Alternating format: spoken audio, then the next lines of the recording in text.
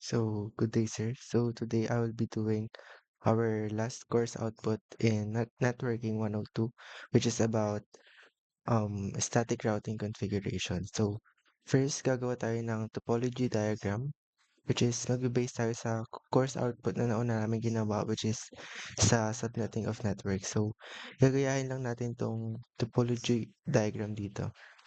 So, meron siyang tatlong routers.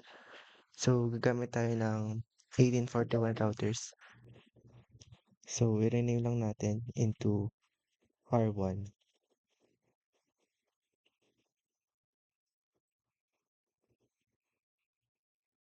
Then, router 2.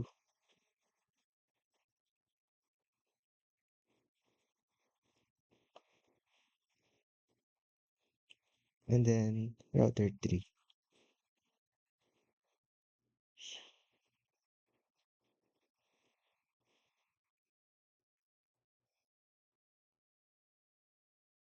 And each routers, meron siyang 2 PCs. So, under router 1, meron siyang PC2 and PC5. So, punta lang tayo dito sa end devices and then PC. So, rename natin into PC2 and PC5.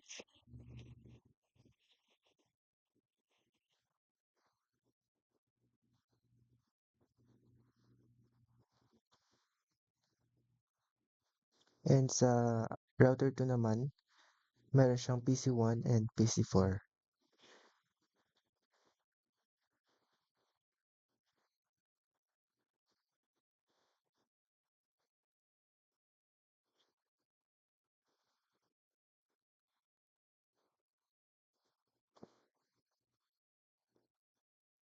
And sa router 3 is PC6 and PC3.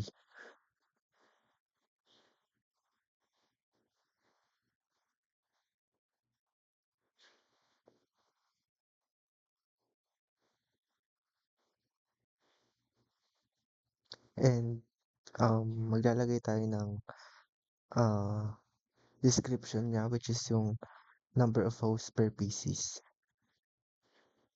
So, under PC1, meron siyang 765 hosts.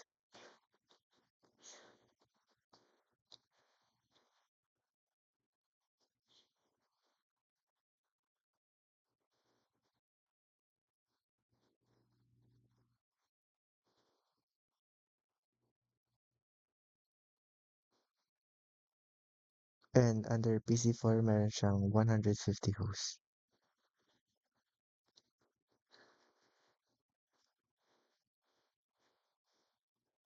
And sa PC3 naman, meron siyang 50 hosts.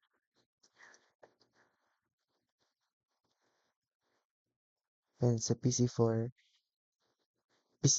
meron siyang 900 hosts. And PC5, meron siyang 125 hosts. And sa PC2, 350 hosts. And then, pagkatapos niyan, gagamit tayo ng under PC2 router, gagamit tayo ng crossover cable. And then, router to router naman is gagamit tayo ng serial. So, sa PC,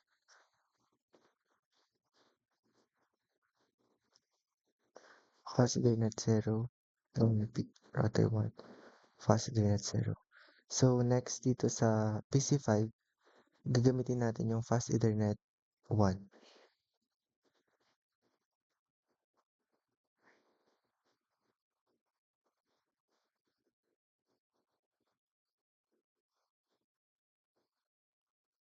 Fast Ethernet 1. And dito naman sa router 2, under PC1, so, fast Ethernet 0. And sa PC4, fast Ethernet 1.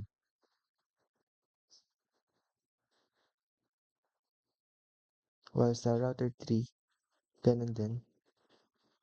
So, ang fast Ethernet 0 is yung PC6. And yung fast Ethernet 1 is yung PC3.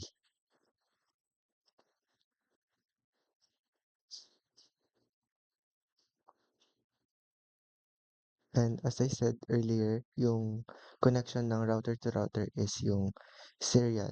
It depends kung yung connection niya is DCE or DTE. Yung DCE ito yung may parang clock. So dito sa router 2 going to router 1, DCE connection siya. So ito. Before tayo maglagay ng connection, maglagay muna tayo ng module since wala pa siyang port. So off lang natin and WIC2T. Then on ulit. Then ganun din sa router 1 and router 3.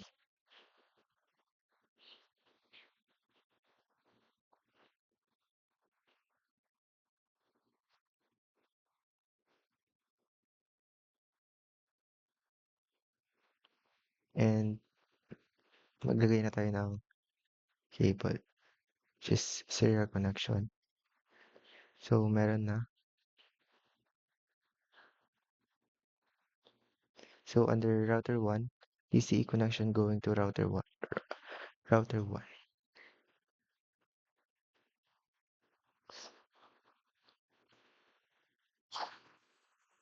And dito naman sa router 1, DCE connection going to router 3.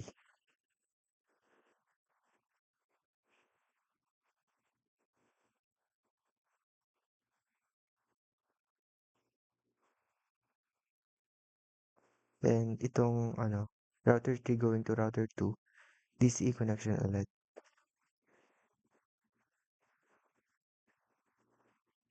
So serial connection 0 going to serial connection 1. So pagkatapos niyan is maglalagay tayo ng i-configure natin lahat ng PCs. So ito muna sa under router 1, PC2, desktop, and then IP configuration. So dito magbe-base lang tayo sa addressing scheme. So under PC1, yung yung IP address niya is 192.168.7.254. And yung subnet mask naman niya is PC2 pala. So yung IP address ng PC2 is 192.168.9.254.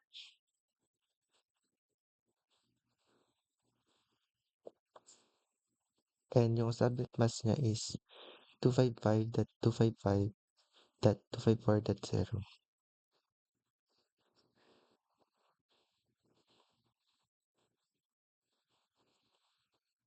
And yung default gateway niya is 192.168.8.1.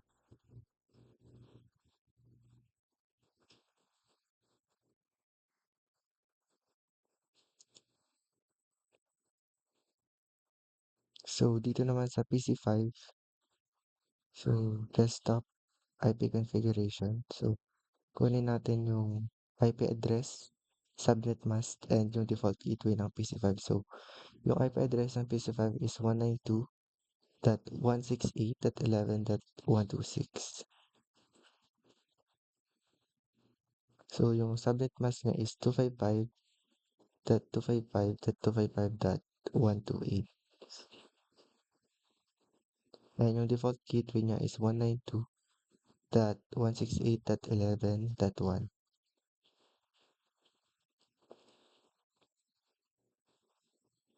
So under router 2, which is PC1,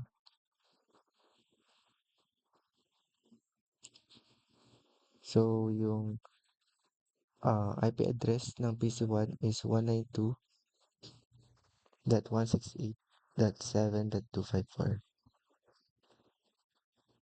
And yung default gateway niya, ay subnet mask niya is 255.255.255.252.0. And yung default gateway niya is 192.168.4.1.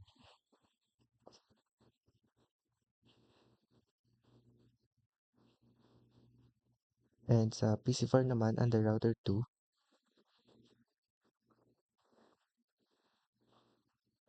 so yung IP address ng PC4 is 192.168.10.254. While yung subnet mask niya is 255.255.255.0.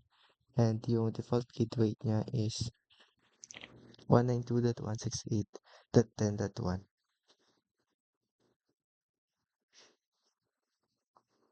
So, under router 3 naman, yung PC3.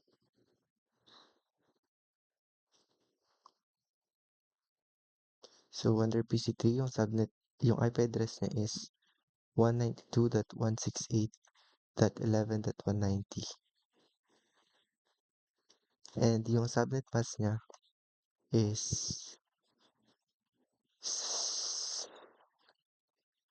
PC3 is 255.255.255.192.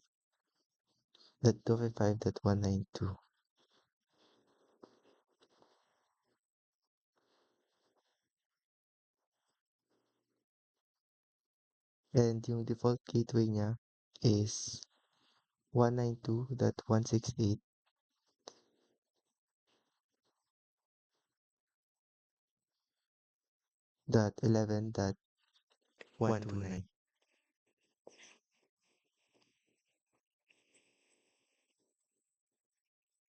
And under PC6 sa router 3,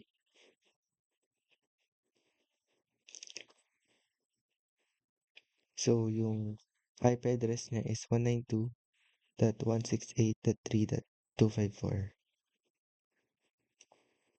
While yung subnet mask niya is 255.255.252.0.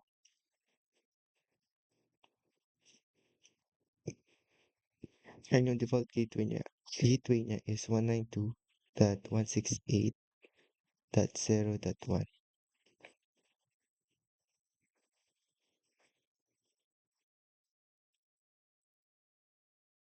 So, tapos na natin i-configure lahat ng in devices. And the next naman is i-configure natin yung routers and maglalagay tayo ng basic configuration. So, dito sa CLI and type no, and then enable configure terminal,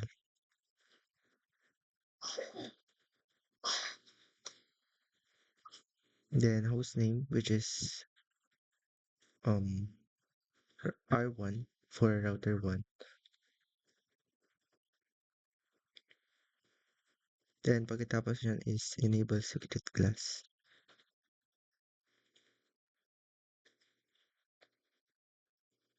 and no IP domain lookup.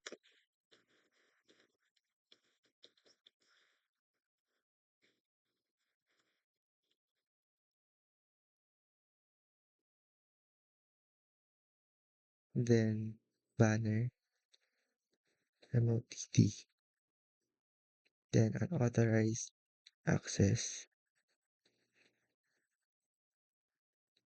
author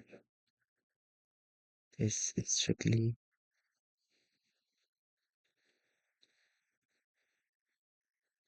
prohibited.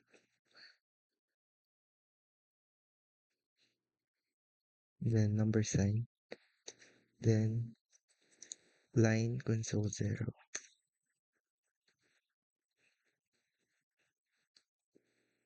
and then yung password, which is Cisco, and then log key, and then line VTY 04. then password ulit, Cisco, and login. So, next is yung i-configure naman natin yung mga fast Ethernet port under router 1, which is yung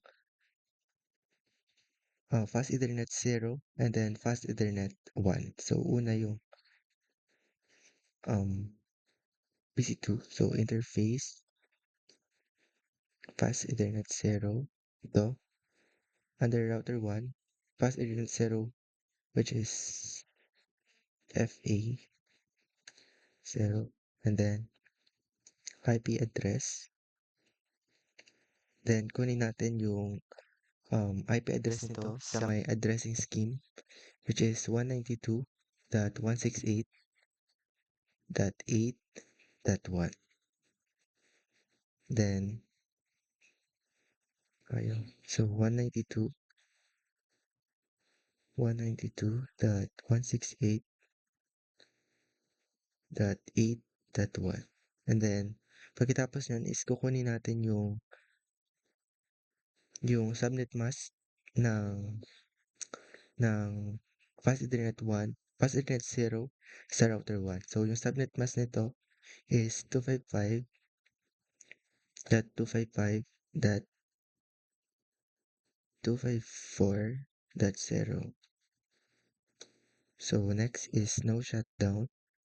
So, as you can see dito, kulay red pa siya. Pero pag in-execute natin to, magiging kulay green. So, as you can see, kulay green na siya. The connection is already up. So, next naman is yung Fast Ethernet 01. Same process lang siya. So, interface, enter, interface, 0, FA 0, 0/1. So, yung kukunin natin yung IP address ng Fast Ethernet 1 sa router 1, which is 192.168.11.1. 192.168.11.1. And then yung subnet mask niya, which is 255.255.255.252. So, next is no shutdown para maging up yung connection. So, kulay green na siya. So, next, yung connection naman ng serial connection going to router 1 going to router 2 and router 1 going to router 3. So, serial connection 0. So, interface interface SE since SE connection siya. So, 0/0/0. So, kunin natin yung IP address ng serial connection 0, which is 192.168.11.194. So, 192.168.11.194. 192. IP address muna. Address. Then 192.168.11.194. Then yung subnet mask niya, which is /30 to. So, yung subnet mask niya is 255.255.252. So, next naman is no shutdown.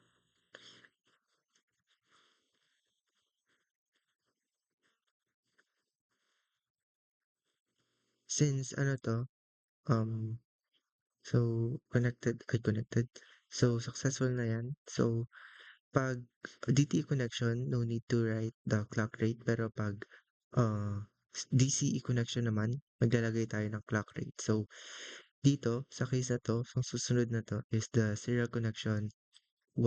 So, dito magka-clock rate tayo since DCE connection tong part na to. So, interface SE 0/0/1 and then IP address. So, IP address ng serial connection 1 is 192.168.11.201. So, 192.168.192.168.11.201. And then yung subnet pass niya again is 255.255.252. So,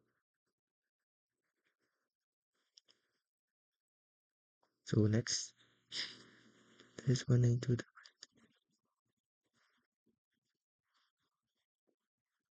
So, ulitin natin. So, IP address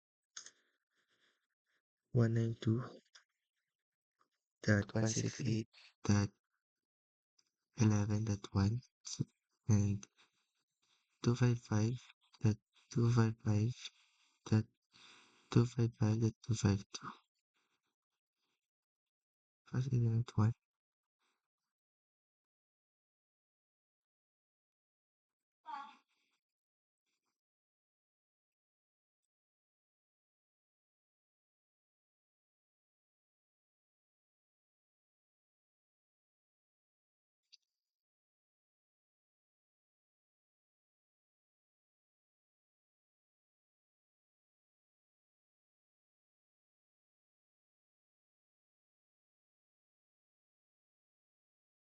Internet 1. 11.201. Update natin. So, IP address 192.168.11.201.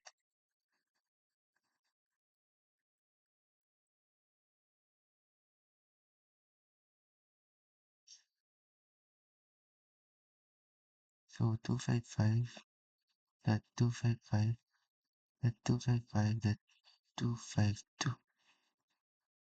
So, next is the clock rate. Ito yung sinasabi ko kanina. So, 9,600. The next is no shutdown.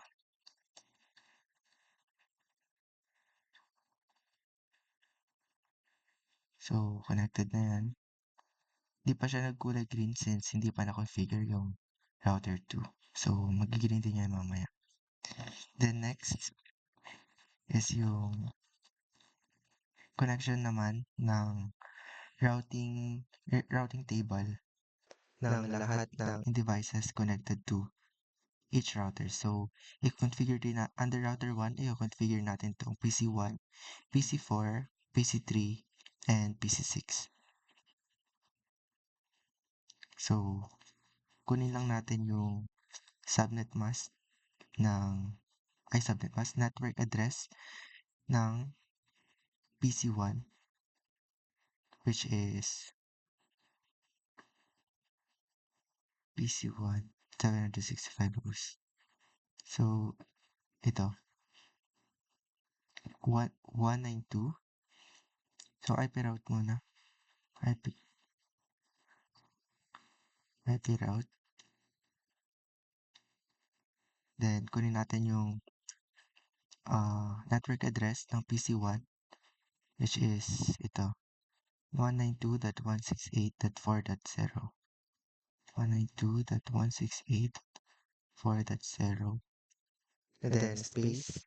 And then yung subnet mask niya, which is /22 yan. So, yung subnet mask niya, if I'm not mistaken, is 255.255.252.0. And then space. And then yung exit route niya, which is ito. serial connection ng router 2. Ito. So, dito sa part na to, yung serial connection niya is ito, 192.168.11.193. So, 192.168.11.193. And then, next naman, na i-configure natin is yung PC4. So, 150 host. So, ito yun. Yung network address niya is 192.168.10.0. So, IP route.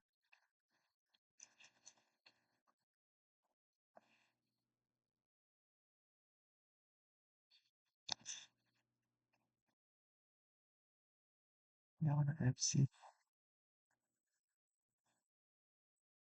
So, ulitin natin since hindi tayo nag-exit kanina dun sa part na yun. So, exit muna tayo. So, IP route.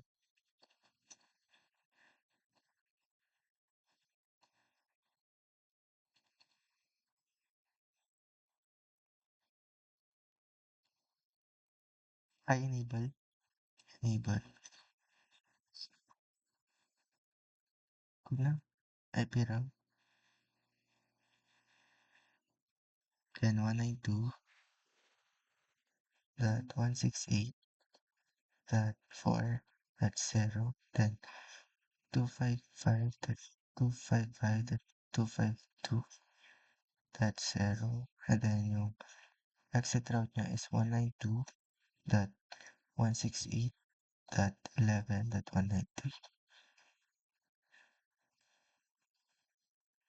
Hindi pa tayo nakapag-enable kasi. Then, configure terminal.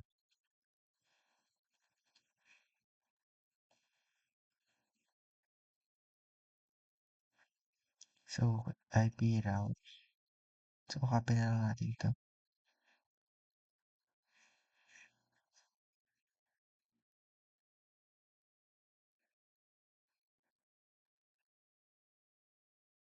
Okay.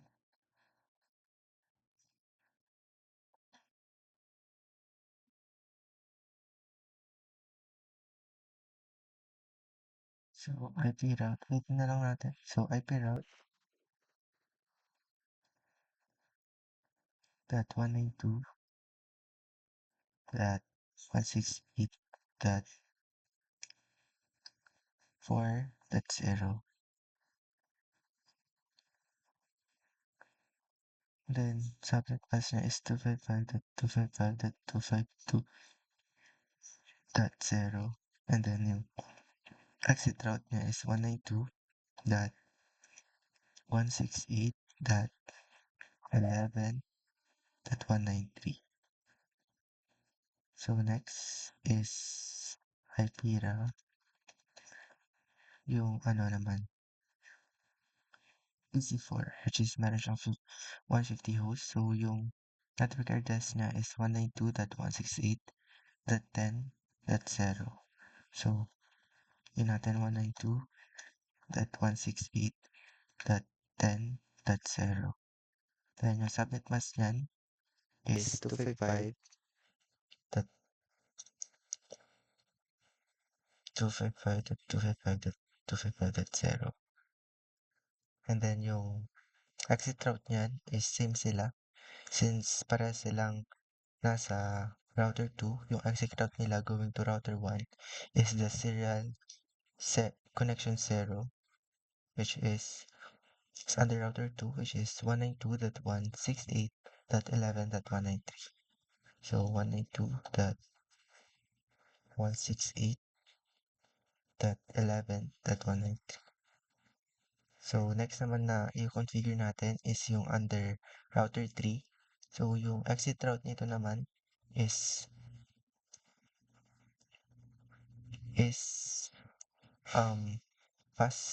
serial connection 1. So, ng router 3 which is ito, 168.11.202. So ito yung exit connection, exit route. So IP route. So next is ang kukunin natin is itong PC6, which is meron siyang 900 host. So kunin ulit natin yung network address niya.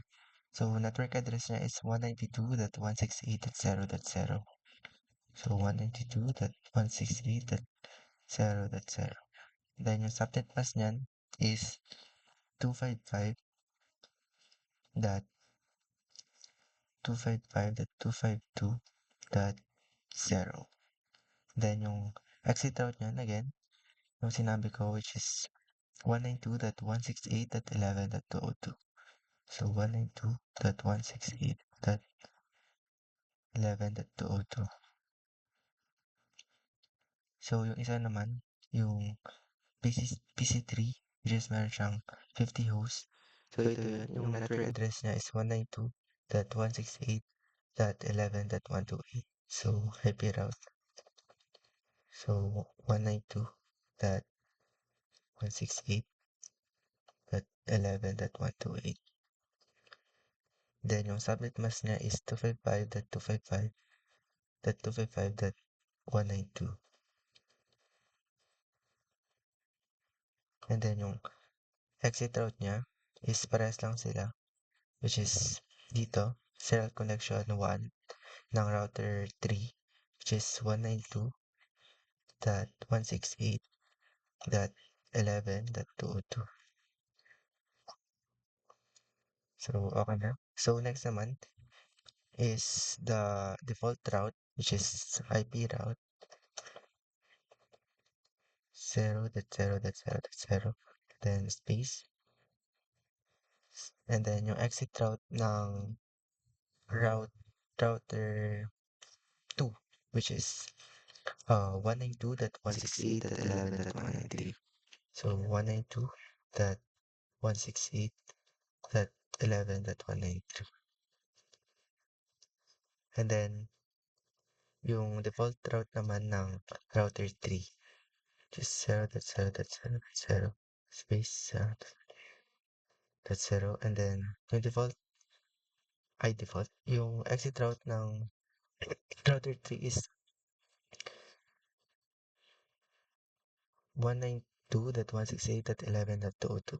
So 192.168.11.202.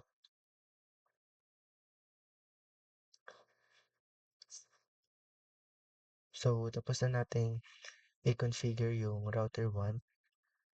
So next naman is yung router 2. So shall I? No. So ang una natin gagawin is yung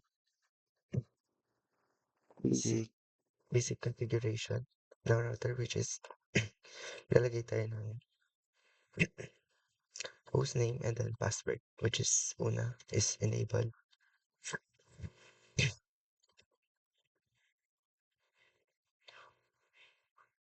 Then configure terminal.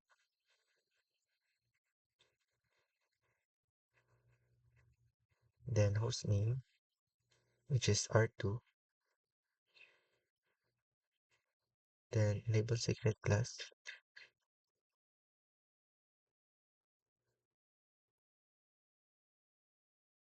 So next is no IP domain lookup. Domain lookup. And then banner MOTD. And then unauthorized author access is strictly prohibited.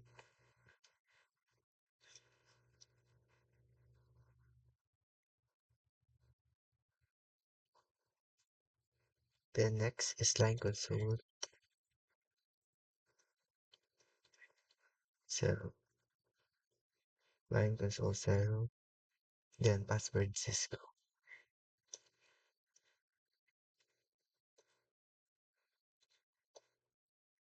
then login,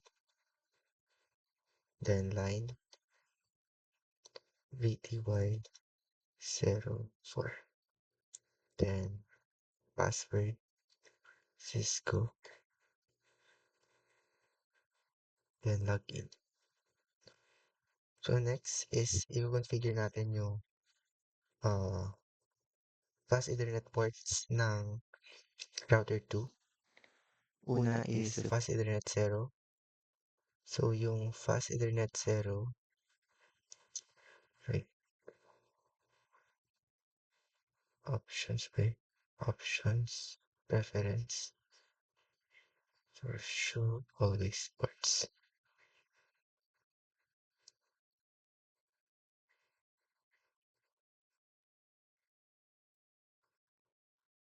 So, una natin i-configure yung fast Ethernet 0 ng router 2. So interface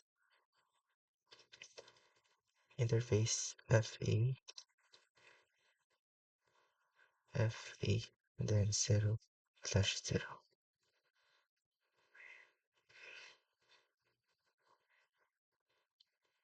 So yung fast Ethernet 0 ng router 2 is 192.168.4.1. So, kunin lang natin. So, IP address is 192.168.4.1. IP address is 192.168.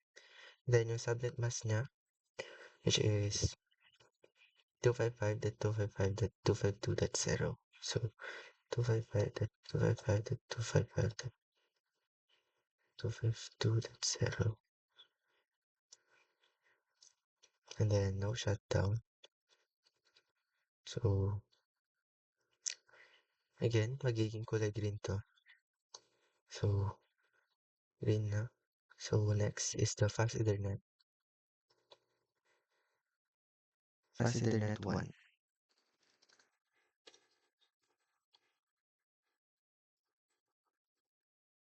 So, IP address. So, yung IP address ng fast Ethernet 1 and the router 2 is 192.168.10.1. So, 192.168.10.1. And yung subnet mask niya is 255.255.255.0. So, next is no shutdown.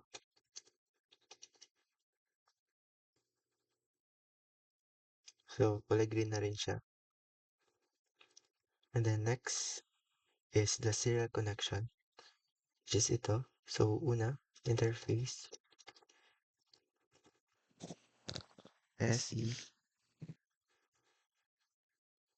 interface SE 0.0.0, and then IP address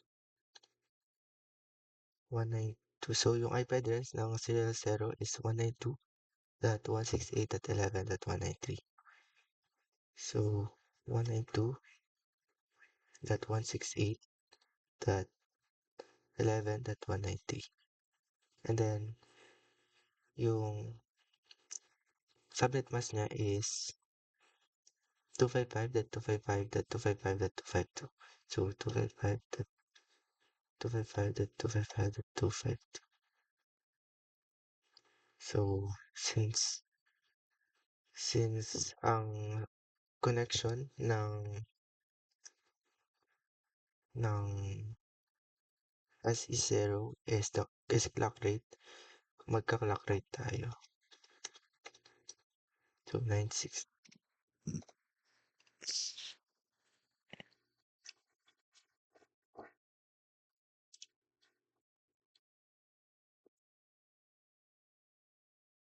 and then no shutdown.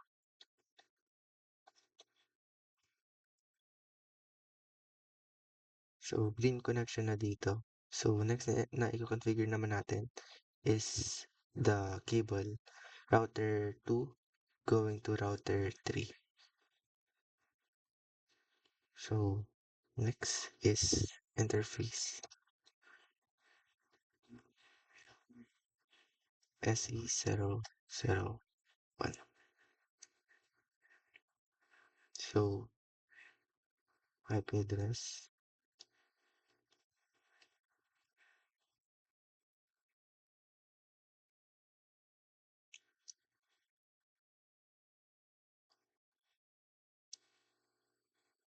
address 192.168.198. So, nakuha natin to dito sa may router 2 as serial connection 1 connection. So, yung IP address nito is 255.255.255.252. So, same lang sila. 255.255.255.252.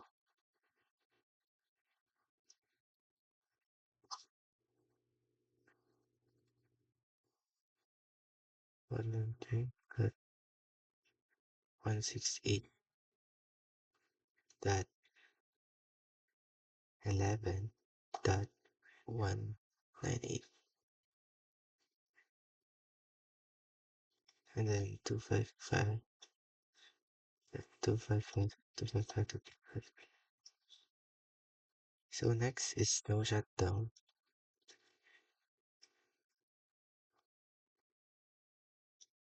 And then exit. So next naman na i-configure natin is the in devices, all in devices, which is PC2, PC5, PC6, and PC3. So, ang natin kukunin is the 7. So, 125. So, una natin kukunin is itong PC5. So, kunin natin yung network address ng PC5, which is 125. So, ito, 192.168.11.0. So, IP route. Then, yung network address. So, ito, 192.168.11.0. So, 192.168.11.0. And then, yung subnet mask niya, which is 255.255.255.128.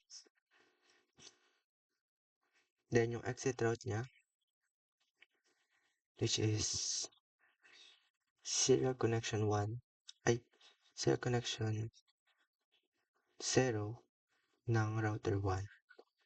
So, ito, 192.168.11.194. So, dito, 192.168.11.194. So, next naman is yung PC2, which is meron siyang 350 hosts. So, ito yung network address niya. So, 192.168.8.0. So, IP route. Then, 192.168.8.0. And then, yung subnet mask niya is 255.255.254.0. Then, yung exit out niya is same lang sila since para sila ng router. 192.168.11.194. So, next na i-configure natin is the router 3. So, ito going to router 2. So, first yung PC6, which is meron siyang 900 hosts. So, kunin natin yung network address niya, which is 192.168.0.0. So, IP route.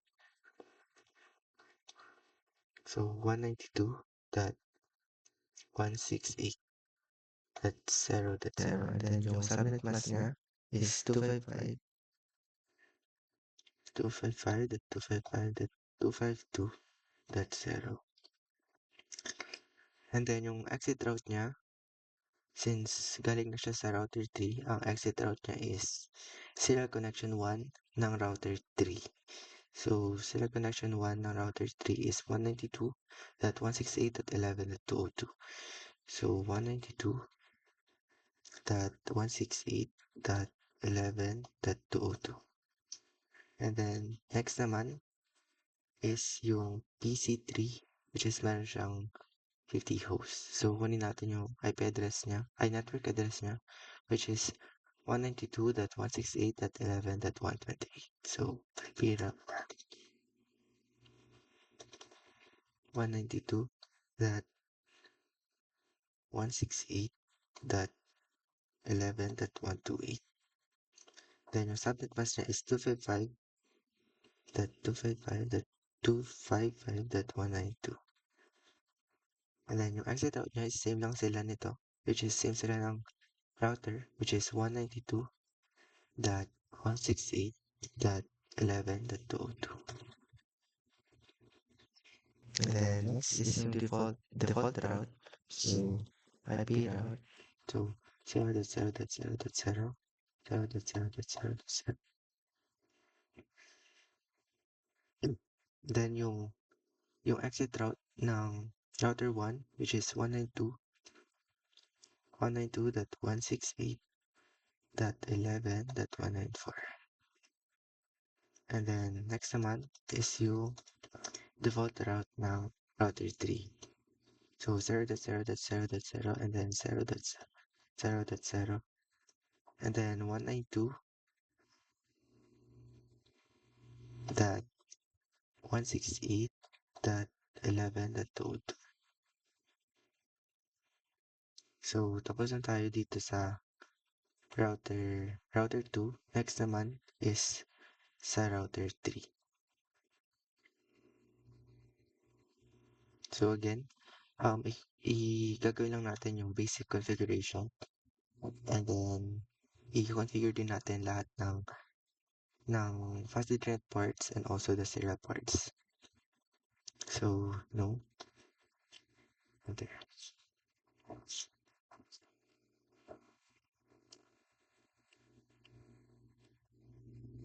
So, enable configure terminal. Configure terminal. Then host name, which is R3. And then enable secret class.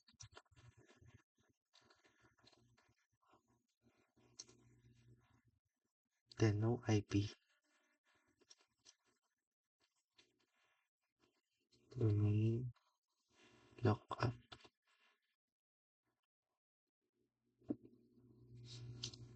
Then banner. MOTD. Then unauthorized. Authorized access is strictly prohibited. So unauthorized access is strictly prohibited. And then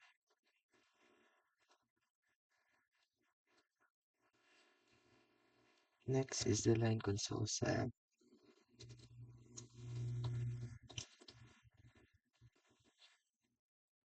Then password, which is script. Then login. Then line ATY shell. Then password Cisco. Then login. So next is i-configure natin yung fast Ethernet ports na connected sa router 3. Which is ito. PC6 and PC3.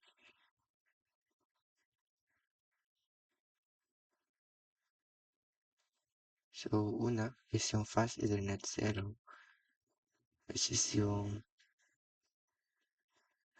PC6, which is ito. So, kunin lang natin yung IP address niya sa may addressing scheme. So, interface FA0/0. So, kunin natin yung router 3 fast. So, ito, 192.168.0.1. So, IP address. So, 192.168.0.1. And then yung subnet mask niya, which is 255.255.255.252. Ay, ito pala. 255.255.252.0.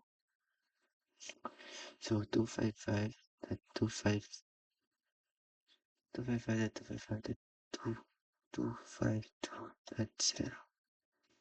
The next is no shutdown. So, green na siya. So, next naman is yung fast Ethernet 1. So, interface FA1. So, IP address. And then, yung IP address ng fast Ethernet 1 sa router 3 is 192.168.11.129. So, 192.168.11.129. Then, yung subnet mask niya is 255.255.255.192. So, 255.255.255.192. Then, no shutdown.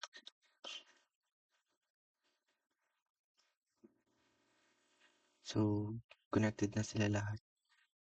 Next is yung serial connection niya sa router T. So, una is 197 is yung router 2.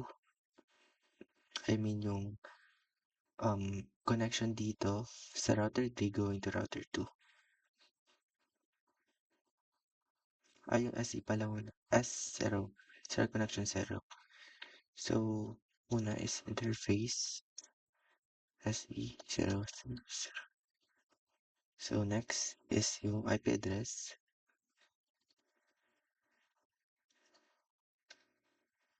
IP address ng SE. So, ito 192.168.11.197. So, 192.168.11.197. And then 255.255.255.252. And then next is the clock rate since DC connection to. So clock rate 96. So no shutdown. So green na ba? Next is interface serial connection ng S1 which is ito. So interface SE0.1. So IP address 192.168.11.202. Then yung subnet mask niya is 255.255.255.252. So 255.255.255.252. So next is no shutdown. and then exit.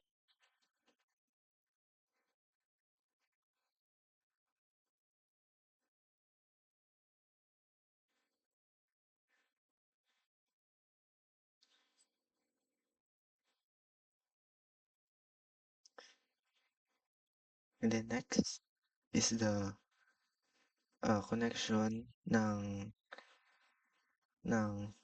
PCs dito, PC5, PC2, PC1, and PC4. So, una is yung PC1. So, IP route.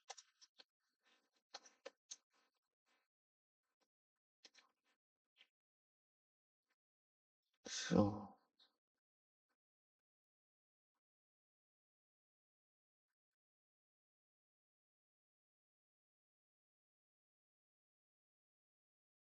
una natin i-configure is yung PC5, which is meron siyang 125 hosts.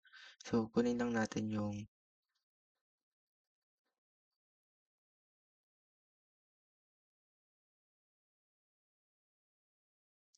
192.168, yung network address niya. So, una is IP route. IP route. So, 192.168.11.0. And then, yung subnet mask niyan is 255.255.255.128. Then, yung exit route niya, which is serial connection 1, ito. So, 192.168.11.201. So, 192.168.11.201. So, next naman is yung PC2,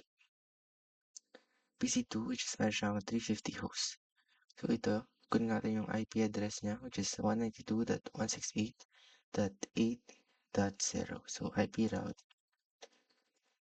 So, 192.168.8.0. And then, yung subnet mask niya is 255.255.255.0. Then, yung exit route niya is yun lang sila since para sila nga sa router 1, which is 192.168.11.201. So, next naman sa my router 2, which is ito. So, ang unang natin kukunin is yung PC1, which is mayroon siyang 765. So, kunin natin yung network address niya, which is 192.168.4.0. So, IP route 192.168.4.0. Then, yung subnet mask niya is 255.255.252.0. Then, yung exit route niya is serial connection 0 sa router 2, which is 192.168.11.193. So, 192.168.11.193. So, next naman is yung PC4, which is meron siyang 150 hosts. So, yung network address niya is 192.168.10.0. So, IP route. So, 168, 192.168.10.0.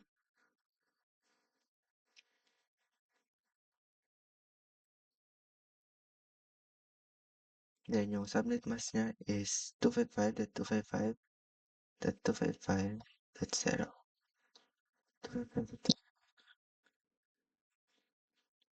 And then yung exit out niya, same lang sila. Since pareho silang nasa router 2, which is 192.168.11.193. Next naman is yung default route. So, IP route 0.0.0.0 and then space 0.0.0.0 and then default route ng exit route ng router 1, which is 192.168.11.201. So next is IP route 0.0.0.0.0. So exit route ng router 2, which is 192.168.11.193.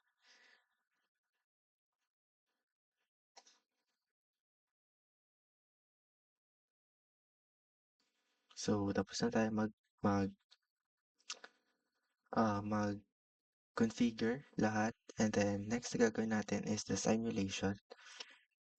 So simulation, show all none, edit filters, IZMP, so X. So next is mag-distribute tayo ng data packets. So router 1, router 2.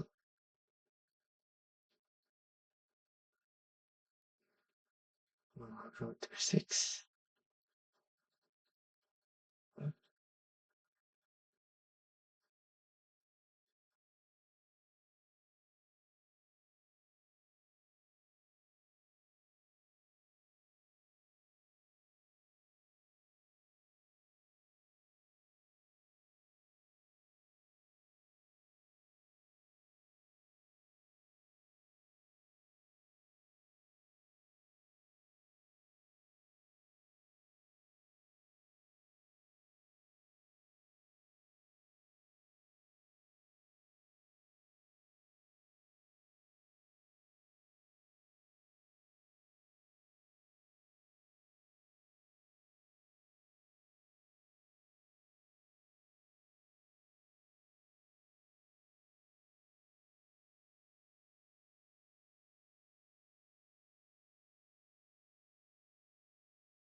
So mag-add lang tayo. So PC4 naman going to PC2 and PC3 going to PC6 and PC6 going to PC4 and PC2 going to PC1.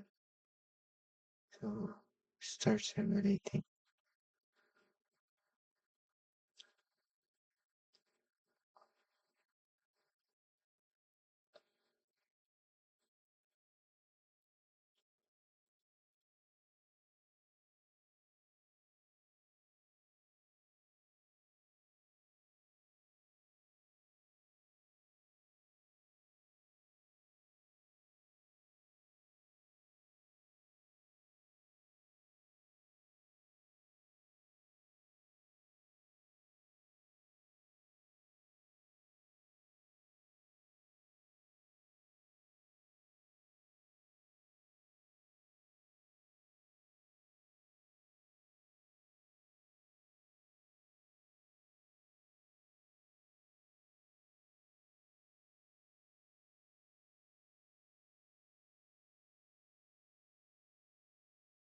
So successful lahat ng uh, data packets. So they're all distributed successfully. So yun lang sir. Thank you po.